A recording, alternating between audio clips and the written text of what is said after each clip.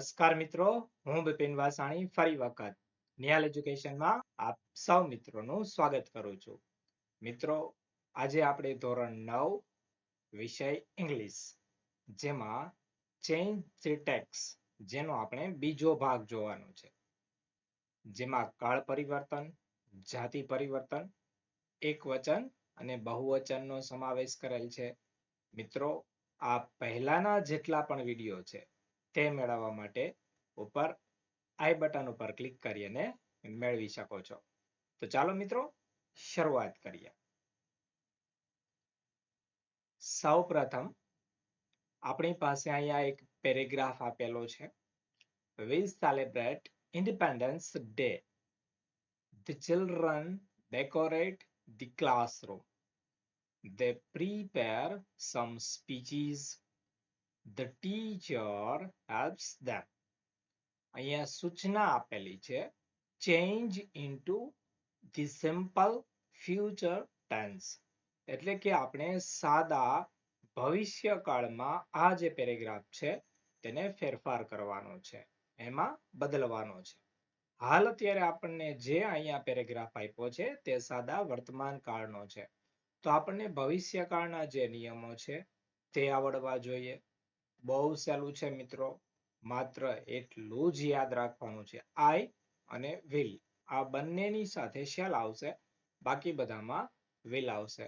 જ્યાં ચોક્કસ વસ્તુ હશે ત્યાં આપણે વિલનો ઉપયોગ કરશું. વી કે આઈ હોય તો પણ આપણે વિલનો ઉપયોગ કરશું. જેમ કે હાલ અત્યારે આપણી પાસે અહીંયા સૂચના આવી આપેલી છે, start like this. We will, વિલની સાથે વી લીધેલો છે અથવા તો વી ની સાથે વિલ લીધેલું છે. તો આપણે પણ પહેલા વાક્યની શરૂઆત કરીએ. પહેલું વાક્ય આપણી પાસે આપેલું છે, we celebrate the Independence Day. માત્ર આટલો જ ફેરફાર કરવાનો. વી આપણું કર્તા છે, સેલિબ્રેટ જે આપણું ક્રિયાપદ છે. આ બંનેની વચ્ચે માત્ર વિલ મૂકવાનું છે. તો જવાબ કંઈક આવો આવશે, we will celebrate the Independence Day. માત્ર આપણે આટલો જ ફેરફાર કર્યો. કર્તા અને ક્રિયાપદ બંનેની વચ્ચે માત્ર આપણે વિલ મૂકેલું છે. આગળ જોઈએ, બીજું વાક્ય આપણી પાસે છે, The children decorate the classroom. The children અને decorate આ બંનેની વચ્ચે માત્ર આપણે will મૂકશું. તો જવાબ કંઈક આવી રીતે આવશે, The children will decorate the classroom.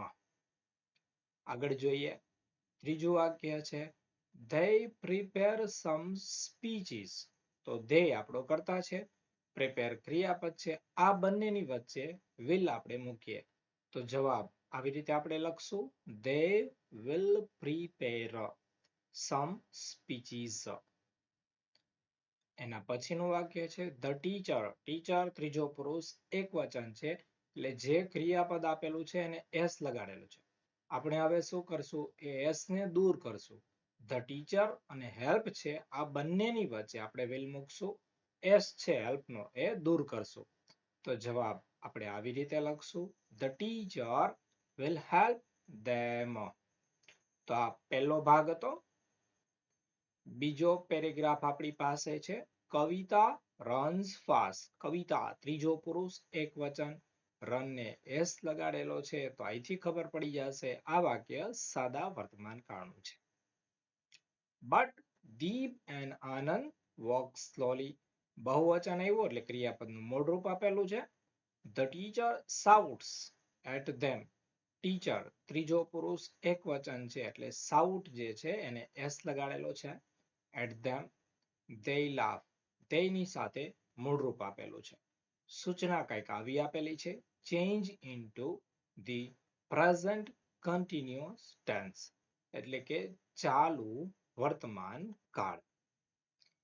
જે પેરેગ્રાફ આપણને સાદા વર્તમાન કાળમાં આપેલો છે તેને આપણે ચાલુ વર્તમાન કાળમાં ફેરફાર કરીશું. તો ફરીથી આપણને ચાલુ વર્તમાન કાળના નિયમો આવડવા જોઈએ. બહુ સાદું અને સિમ્પલ વસ્તુ છે. જે આપણે કોષ્ટક જોઈએ છે તે કોષ્ટક જોઈ લઈએ.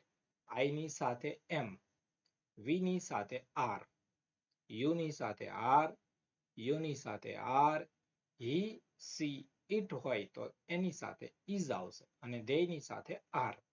એટલે કે કોષ્ટક કંઈક આવી રીતે આવે છે. પ્રથમ પુરુષ એક વચન આઈ એમ, બહુવચન પી આર. બીજો પુરુષ એક વચન યુ આર, બહુવચન યુ આર. ત્રીજો પુરુષ એક વચન હી સી ઇટ, એની સાથે ઇઝ આવશે અને ધેયની સાથે આર આવશે. મિત્રો, આ જે પ્રકારનો વિડીયો છે તે જોવા માટે આપ ઉપર આઈ બેલ ઉપર ક્લિક કરી અને મેળવી શકો છો. હાલ અત્યારે આપણે આ જોઈએ છે. સૂચના આપણને આપેલી છે start like this. Kavita is running. આપણે ટુ બી ક્રિયાપદનું તો રૂપ જોઈ લીધું, પરંતુ ચાલુ કાળ છે એટલા માટે જે ક્રિયાપદ છે તેને આપણે આઈએનજી લગાડીશું. યાદ રાખશું, જ્યારે છેલ્લા ભાગમાં સ્વર આપેલો હોય અને આગળ છેલ્લા ભાગમાં વ્યંજન આપેલો હોય અને આગળના ભાગમાં સ્વર આપેલો હોય ત્યારે જે છેલ્લો અક્ષર છે તે બેવડાશે, એટલે કે ડબલ થઈ જશે. તમે અહીંયા જોઈ શકો છો કવિતા ઇઝ રનિંગ આવી રીતે કરેલું છે. તો પહેલું વાક્ય આપણી પાસે છે કવિતા રન્સ ફાસ્ટ. તો અહીંયા કવિતા પછી આપણે ઇઝ મૂકશું, રનનું રનિંગ કરશું અને ફાસ્ટનું ફાસ્ટ જેમ છે એમ નામ મૂકીશું. તો જવાબ કંઈક આવી રીતે આવશે, કવિતા ઇઝ રનિંગ ફાસ્ટ. બીજું વાક્ય છે but Deep and Anand walk slowly. બટનું બટ એમ નામ, દીપ એન્ડ આનંદ જેમ છે એમ નામ રાખીએ. હવે એ બંનેની સાથે આવશે આર અને જે વોક છે એને આઈએનજી લગાડી દઈએ તો થઈ જશે વોકિંગ. સ્લોલી જેમ છે એમ નામ, તો જવાબ આપણે આવી રીતે લખશું, but Deep and Anand are walking slowly. ત્રીજું વાક્ય આપણી પાસે છે the teacher shouts at them. આપણે આવી રીતે કરીએ, ધ ટીચર ત્યારબાદ મૂકશું is, the teacher is. Shout માંથી એસ દૂર કરીએ અને આઈએનજી લગાડી દઈએ, શાઉટિંગ એટ ધેમ. તો જવાબ આપણે આવી રીતે લખશું, the teacher is shouting at them. અને છેલ્લું વાક્ય છે they laugh. તો theyની સાથે આવશે આર, they are laughing. તો આપણે જવાબ કંઈક આવો લખશું, they are laughing. તો આ જે પેરેગ્રાફ આપેલો હતો તે સાદા વર્તમાન કાળનો હતો, જેને આપણે ચાલુ વર્તમાન કાળમાં રૂપાંતર કરેલ છે. ત્યારબાદ પછીનો જે પેરેગ્રાફ છે, the hunter and his son went for hunting. They saw a lion. They chased him. On their way, they saw a tiger too. સૂચના આપણને આવી આપેલી છે, ચેન્જ ધી જેન્ડર, એટલે કે જાતિમાં આપણે પરિવર્તન કરવાનું છે. Start like this. આપણે આવી રીતે શરૂઆત કરશું, ધ હન્ટ્રેસ એન્ડ હર. તો અહીંથી ખબર પડે માત્ર જે કર્તાનું કોષ્ટક છે તે આપણને આવડવું જોઈએ. ત્યારબાદ જે વિભક્તિનું કોષ્ટક છે તે આવડવું જોઈએ અને છેલ્લું માલિકી દર્શક ફેરફારનું જે કોષ્ટક છે તે આવડવું જોઈએ. જો આ ત્રણ કોષ્ટક આપણને આવડતા હોય તો આ જે પેરેગ્રાફ છે તે આપણને ઝડપથી આવડી જાય છે. એટલે કે જો સ્ત્રીલિંગ હોય તો પુલ્લિંગ કરવાનું થશે અને પુલ્લિંગ હોય તો સ્ત્રીલિંગ કરવાનું થશે. સમજીએ છીએ? જેમ કે આપણી પાસે પહેલું વાક્ય છે, The hunter and his son went for hunting. તો હું આવી રીતે કરીશ, The huntress and his ની જગ્યાએ થશે her, son ની જગ્યાએ થશે daughter, went for hunting. તો જવાબ આવી રીતે આવશે, The huntress and her daughter went for hunting. એટલા માટે તો અહીંયા જે જુદા જુદા રંગ કલરનો ઉપયોગ કર્યો છે, હન્ટરનું હન્ટ્રેસ કર્યું, એન્ડ જેમ છે એમ નામ, હિઝની જગ્યાએ હર કર્યું અને સનનું ડોટર કર્યું. એક વાક્યમાં આટલા ફેરફાર થાય છે. બીજું વાક્ય આપેલું છે, they saw a lion. તો they નું they જેમ છે એમ નામ, so જેમ છે એમ નામ, અ પણ એમ નામ. લાયન નું આપણે કરી નાખશું લાઇનેસ, સિંહ એટલે લાયન અને એનું સિંહણ માટે લાઇનસ કરશું. તો જવાબ આવી રીતે આવશે they saw a lioness. ત્રીજું વાક્ય they chased him. એક જ ફેરફાર.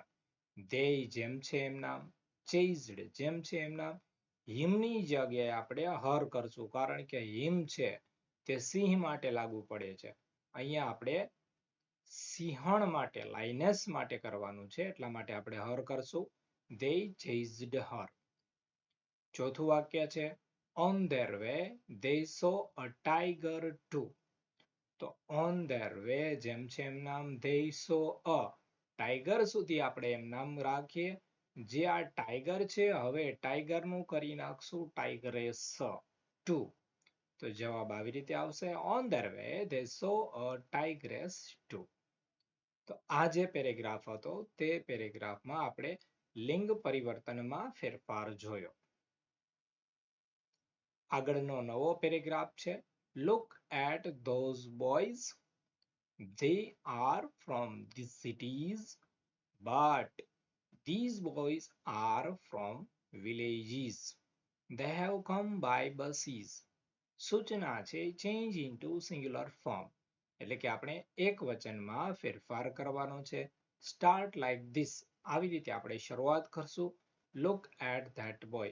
મિત્રો આ પેરેગ્રાફ ખૂબ જ અગત્યનો છે કારણ કે હાલ અત્યારે જે નવી એસાઇનમેન્ટ ધોરણ 10 ની જે પણ માર્કેટમાં મળતી હતી તેમાં આ પેરેગ્રાફ આપેલો હતો.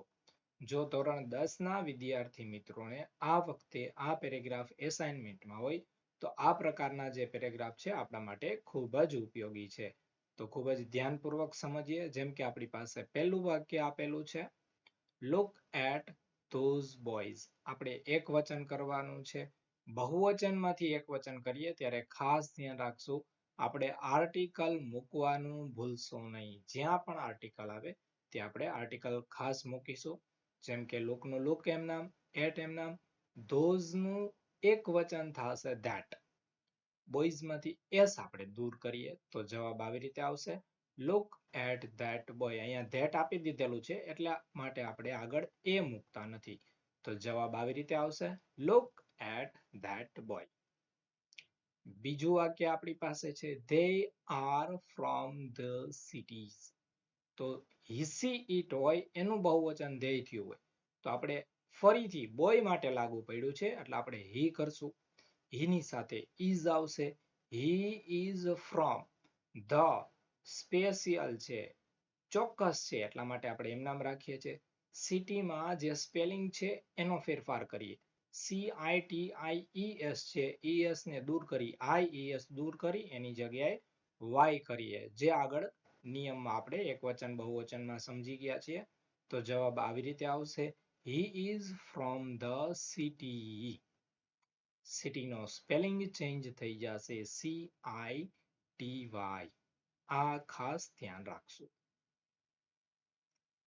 પછીનું વાક્ય છે but these boys are from villages.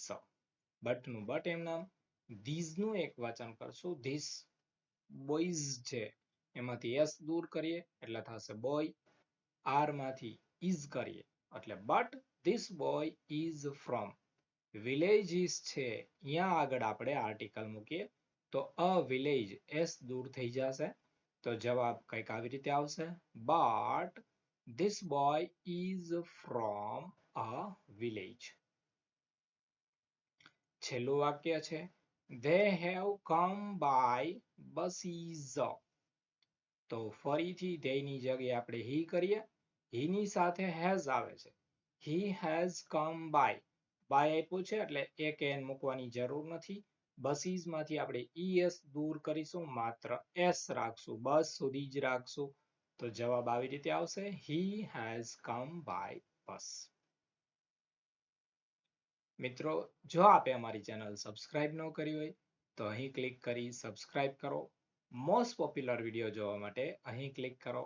આ જ પ્રકારના બધા વિડીયોનું પ્લેલિસ્ટ મેળવવા માટે અહીં ક્લિક કરો. વધુ માહિતી માટે અને ટેસ્ટ આપવા માટે આપ અમારી વેબસાઇટ www.nihaleducation.blogspot.com પર આજે જ મુલાકાત લો. આભાર. જય હિન્દ, જય ભારત.